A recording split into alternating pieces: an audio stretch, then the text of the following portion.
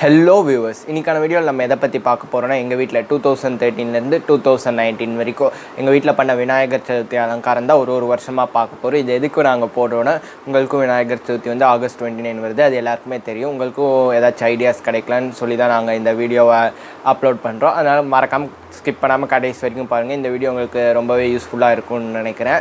அதுக்கு முன்னாடி இன்னும் என் சேனலை சப்ஸ்கிரைப் பண்ணாமல் இருந்தீங்கன்னா மறக்காமல் சப்ஸ்கிரைப் பண்ணுங்கள். பக்கத்தில் இருக்க பெல் பட்டனே அமுக்குங்க. அப்போ தான் நான் போடுற வீடியோஸ் உங்களுக்கு வரும். இப்போ வாங்க வீடியோக்குள்ளே போகலாம்.